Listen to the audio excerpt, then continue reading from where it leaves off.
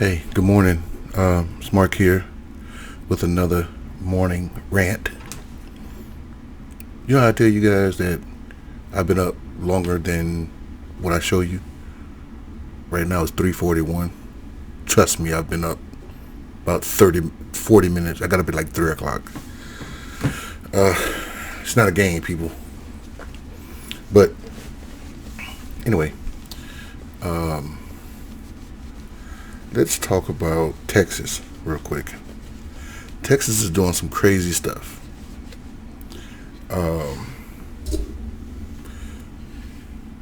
Right now,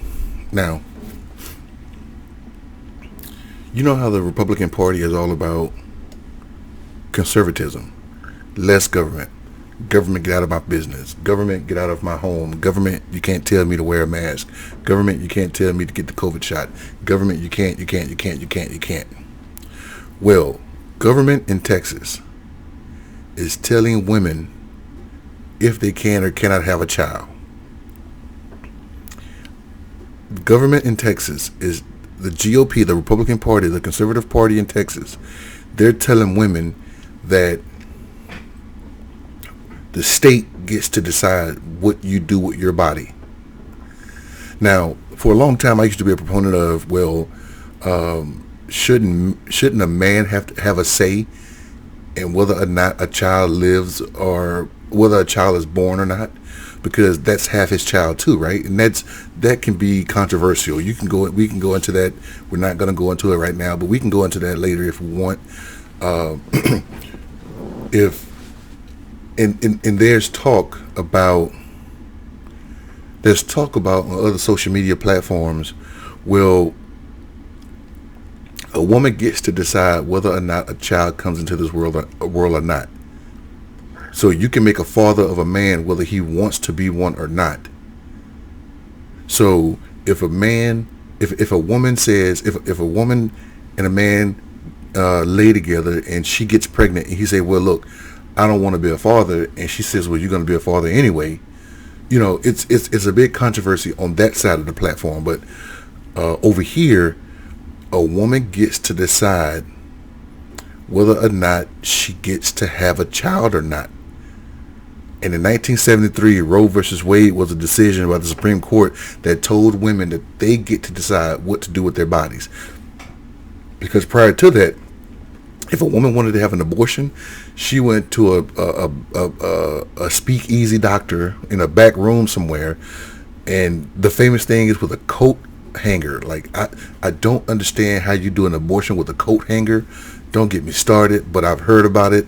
I've read about other atrocities where women tried to get abortions, and it's disgusting, the methods that they used. So Roe versus Wade happened in 1973, I think, where the Supreme Court said a woman gets to decide. So since then, even prior to that, you had people against people getting abortions for religious purposes, morality, whatever. Well, Texas just came out with a law. Now, even though Roe versus Wade is the law, and even though Roe versus Wade is challenged by the Conservative Party like every Supreme Court cycle, right? It seems like every year they got some kind of abortion lawsuit that's going up to the Supreme Court, and every year they go by precedent. Roe versus Wade is the law of the land. This case has no value, and they throw it out. Roe versus Wade stands. Well, there have been conservative states, Alabama, Mississippi, Georgia, Florida, like a lot of conservative states, Texas, they've tried to implement laws to restrict abortions. And Texas has found a way to do it. I watched Rachel Maddow, and she can explain it better. She can explain it way better than I can. But and I'm going to use some of her words. The way they set this thing up is that now the law in Texas is, if a woman goes and gets an abortion after 6 weeks, well, better yet, you know what? I'm not going to explain it. Let me go see if I can find, because I watched it yesterday, but I didn't talk about it.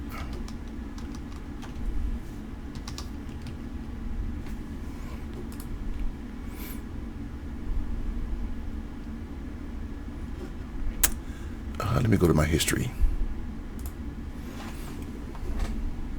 See if I can find it. Yesterday. Okay. Because I saw this after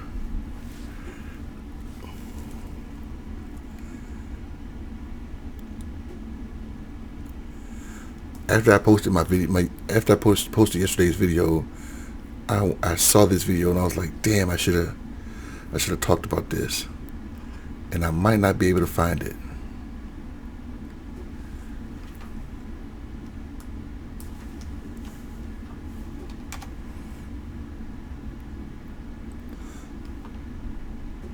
Because I would love for her to explain it.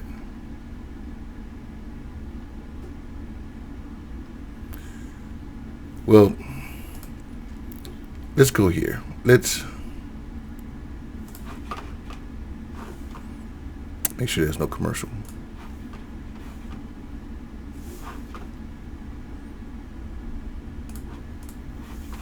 All right, let's let CNN explain it for us. A seismic shift on abortion rights. As of this moment, Roe versus Wade essentially upended. At the stroke of midnight, the most restrictive abortion law in the country went into effect in Texas. It essentially bans all abortions after 6 weeks. 6 weeks. It bans all abortions after 6 weeks. Most women don't know they're pregnant. They have to miss a period or two. So the first one could be like a fluke. You know, a woman misses a period and it's like, whatever. Every now and then my body skips a period. Trust me, women's bodies are amazing. It's crazy how their body functions. And women know their bodies too. So it's just, you know, she's like, okay, you know, it's been a week, it's been a month, I've missed my period, no big deal. As a matter of fact, I'm glad I missed it. The next month comes and it's like, oh crap, I missed another period. So they go get a test from, you know, CVS or something. And so now it's been 8 weeks. Or hell, sometimes it's been 12 weeks. And women don't know. And so when they go to the hospital, they get a doctor exam, or they go to, well, I got an appointment next Monday anyway, so I'll go, and they check the blood and say, oh, hey, Miss So-and-so, you're pregnant. What? And you're 3 months pregnant. What? So most women don't know they're pregnant after 6 weeks, before 6 weeks. So they banned abortions. Let's keep going. Before most women even know they are pregnant. Now, this law gives private citizens the right to sue doctors. Now, here's the kicker. Or anyone else connected to a woman getting an abortion for as much as $10,000. All they need to do is help. It could be a Lyft driver to take a woman to a clinic who could be sued. In the timing on this is once a fetal heartbeat is detected. So this law is in effect for now because the Supreme Court didn't act on a request to block it. Now, and this is what Rachel Maddow talked about. The Supreme Court yesterday at midnight today. Was it midnight today or midnight? Whatever. The Supreme Court had to block this law, or block someone submitted something to the Supreme Court. Don't ask me what it is. Some kind of writ. It's not a writ of habeas corpus, but some kind of writ. They sent something to the Supreme Court saying, hey, let's block this law until we can figure out how we can process this thing legally. And the Supreme Court was supposed to act on it, but they didn't act on it. So at midnight last night or whatever, this law became the law of Texas, where a Lyft driver can be sued for $10,000 plus legal expenses. A parent can be sued, the person that paid for it, if you knew about it. Anybody from anywhere. If I live in New York and I know somebody in Texas that got an abortion and their mother drove them, I can sue their mother. And she can lose in court and pay me $10,000 plus pay my legal fees. So there's no onus. There's no onus on the individual that's doing the suing. All the suing, all the responsibility goes to the person that's being sued. So not only do, like, if like somebody can make this a business, some lawyer can go and say, hey, do you know someone that went and got an abortion? You know how they do those TV shows, those commercials where a person, the lawyer comes out there and says, if you know somebody that knows somebody that knows somebody, we can get you compensation. We can get you paid. So they can sue for $10,000. So a lawyer is going to be thinking, damn, not only do I get my legal fees, it's $10,000 plus my legal fees. And sometimes they get paid 10, 20, 30% of the legal fees. So 30% of 10,000 is 3,000. So the person gets 10 and I get 3. So that's $13,000. And maybe they get to pay court costs too. So a person can make this a business of suing people that get an abortion. Not the woman that gets the abortion, but everybody around her. I can sue the doctor that conducted the abortion. I can sue the person that drove them there. I can sue the person that paid if they're two different people. I can sue everybody down the line.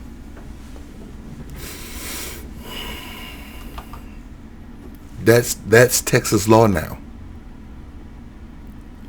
And the Supreme Court didn't act to stop that law, and so now at least stop it until a good argument could be made.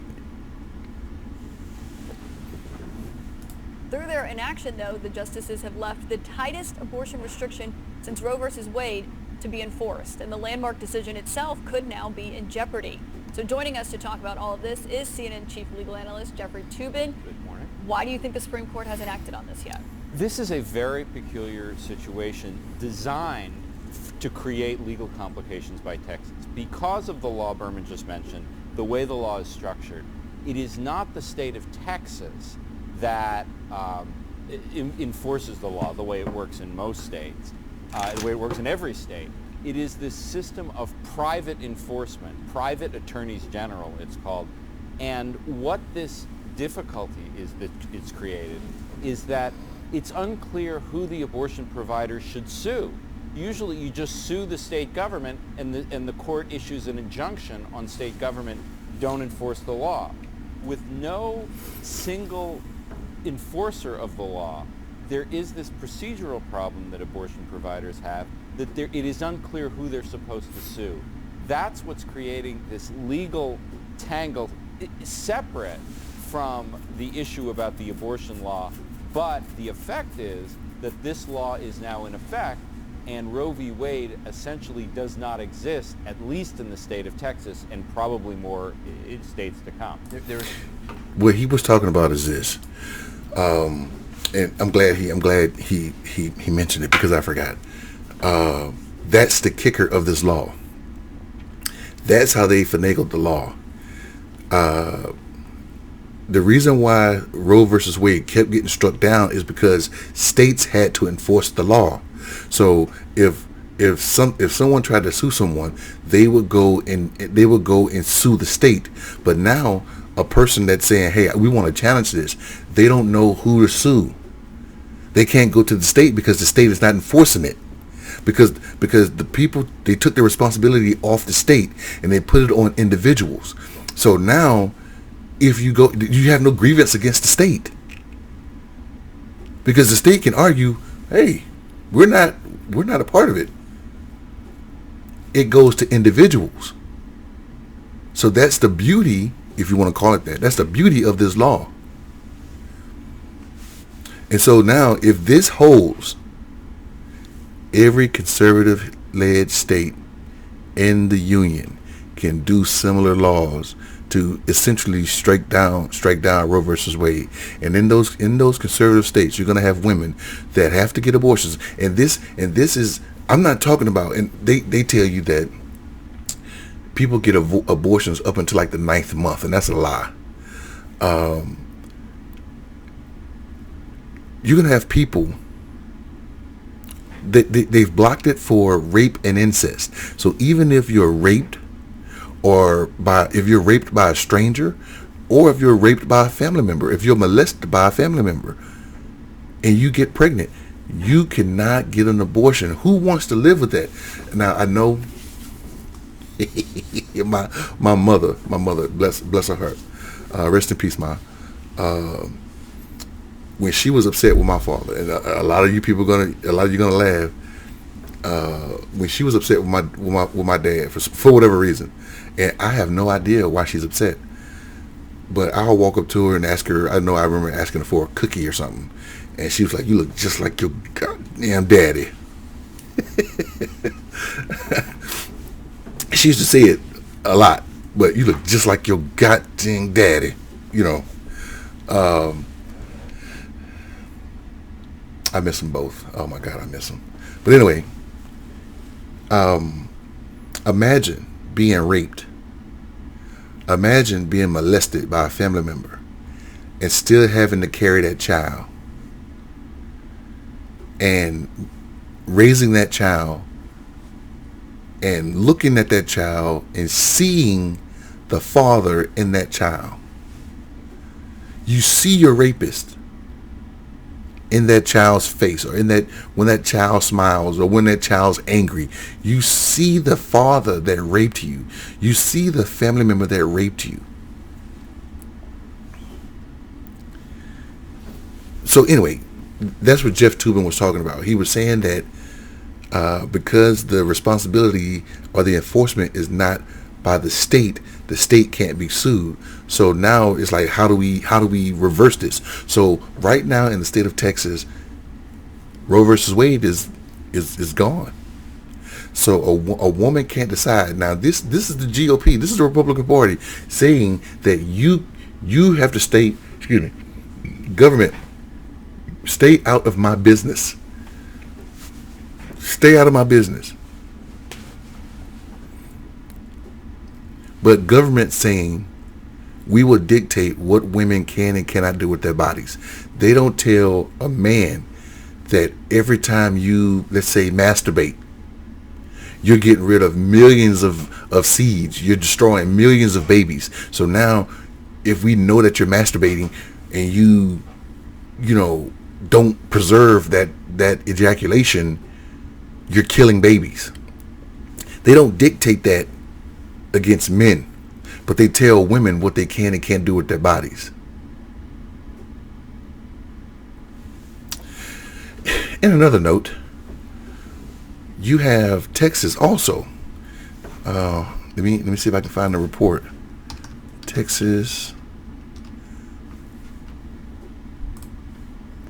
Let's see. Permitless carry. Let's see. Just want to get past the commercial here.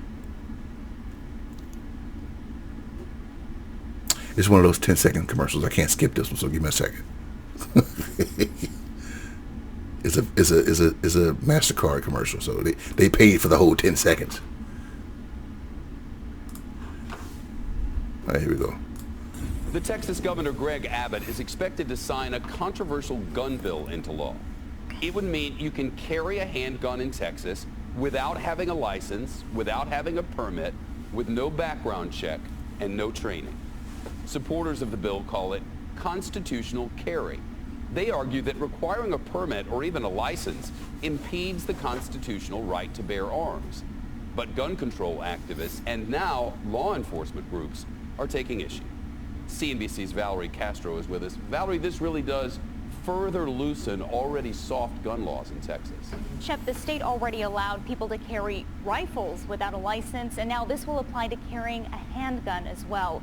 Federal law, though, still requires a background check if you want to purchase a gun from a licensed dealer. But opposition has come from all corners of the state, calling this new legislation irresponsible. Texas State Representative Joe Moody, whose district covers El Paso, spoke out on the House floor over the weekend, recalling the mass shooting at the Walmart there in 2019. One day, a tragedy will come to your community because we fail to be responsible to the members of our communities across this state. I pray that it doesn't, but it is. I wish it wasn't, but it will. Some law enforcement agencies also oppose the move, saying it puts officers at risk. No license means the vetting process that required a background check and training disappears and puts the burden on the officers to figure out if the person they're dealing with is a law-abiding citizen. I think it makes the jobs of our law enforcement officers more difficult and more dangerous because it shifts that vetting process from the DPS headquarters to the streets in the middle of the night. The NRA has cheered the move, calling it the most significant pro-Second Amendment measure in Texas history. And other proponents point out Texas now joins more than 20 other states with similar gun laws, including Arizona, Kentucky, and Oklahoma. The Texas version is set to go into effect on September 1st. All right, we'll watch for the signing. Valerie Castro, thank you. So, and I'm not going to be long on this one, but real quick, you just read it, we just heard it. Texas law now, because both of these laws took effect September 1st, midnight September 1st. So both of these laws are atrocious. But the open carry law now, you don't need a license, you don't need a permit, you don't need training, you don't need a background check. So now you can just open carry. You can just have a gun. And if you go to the Constitution, there's nothing in the Constitution that says you need a permit. The Second Amendment is real precise. It says the right to bear arms shall not be infringed. I don't have a copy of the Constitution back there. Should I get it? It's right there.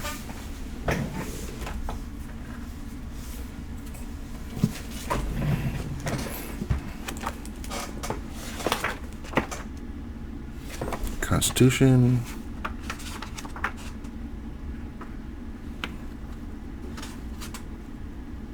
Oh, I gotta go to the amendments. I'm sorry. Article 2. Article.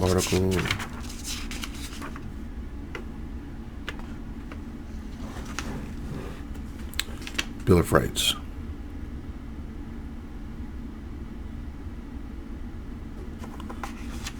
Article 1. Hold on. Wait a minute.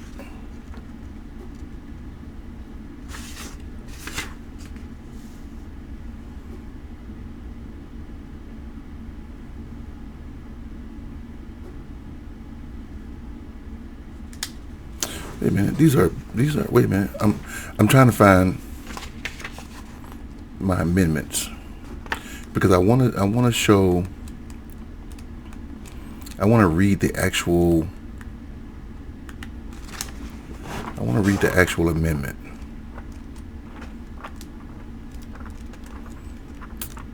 And also for those people that believe that I don't have any sources or data or facts or statistics to back up what the hell I'm saying. I can't find the amendments. They're normally in the back after the damn Constitution.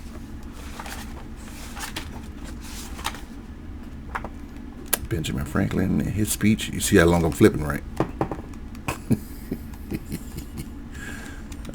Bill of Rights.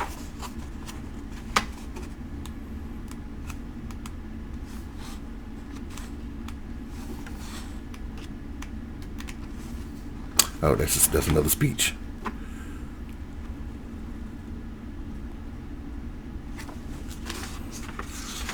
All right. It's in here. I just can't find it right now. I'm not. I hate that dead silence stuff.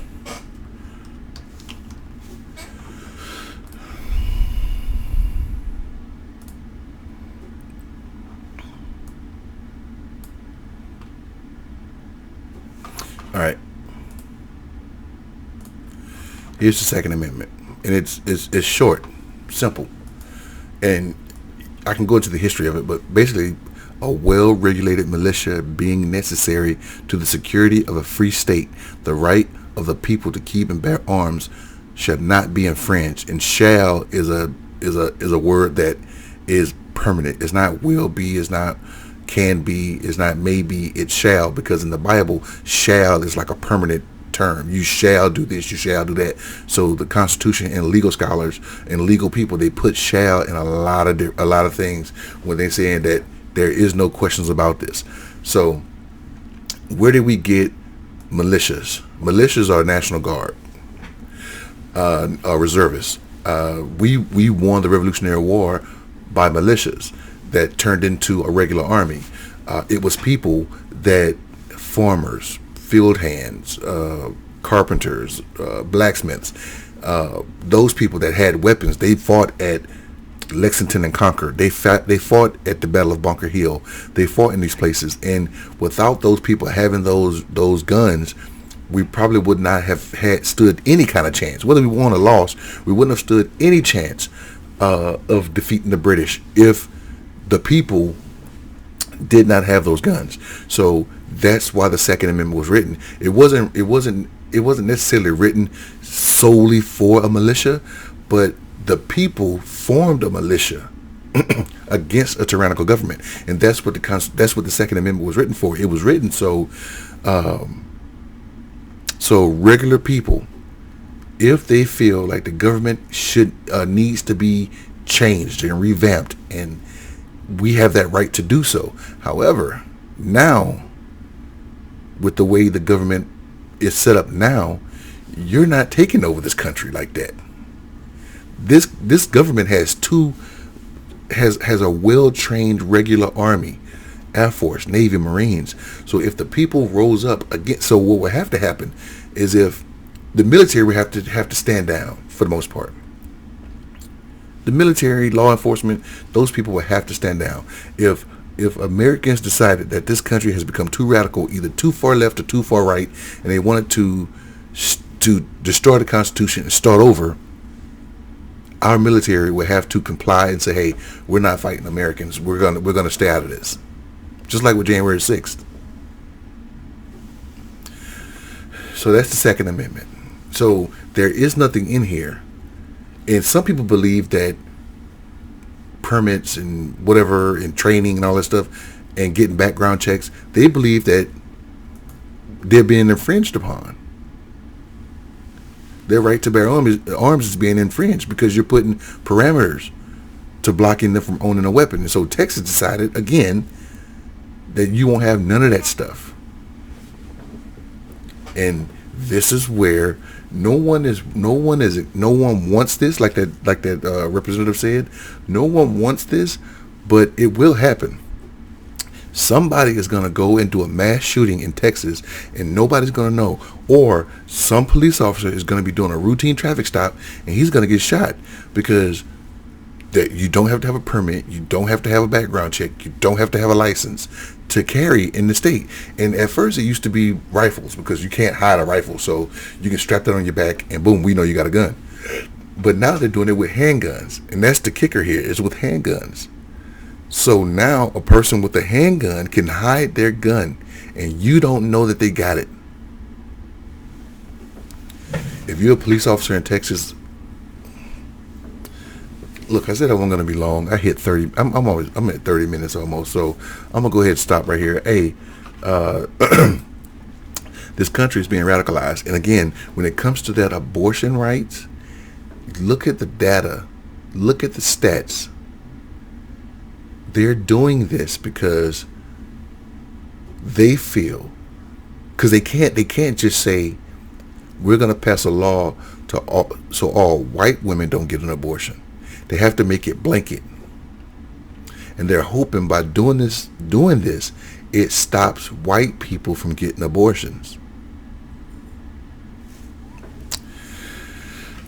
Hey, today is Thursday. Today is my Friday. I am off tomorrow. Holiday is on Monday. So Labor Day is on Monday, so they're giving us, because the holiday, it's Friday, I'm off. Put it like that. I'm off Friday. But it's not an off day for me. It's an on day. I have to go do some things with the wife, and then I'm not sure if I'm going to do it Friday. Hopefully, if it's not raining, I'll cut the grass. I got to cut the grass. I haven't cut the grass in about 3 weeks, and it looks terrible out there. And then I got this new weed whacker, and I want to try it. Oh, my God, it's awesome. But it's a battery-powered one. So, and I don't have to fix the little spooling thing. So, I'm like a kid with this thing. I love it. I want to go trim the edges. So, I hope it doesn't rain so I can go ahead and get this this thing. But anyway, people are still out of power in Louisiana. Still a million people without power. So if you want to donate, please don't donate to someone that you're skeptical about giving your money to. Go to somewhere like the Red Cross or some other organization that's solid that you know, and donate. But anyway, let me get up out of here, guys. You guys have a great Thursday. I'm out.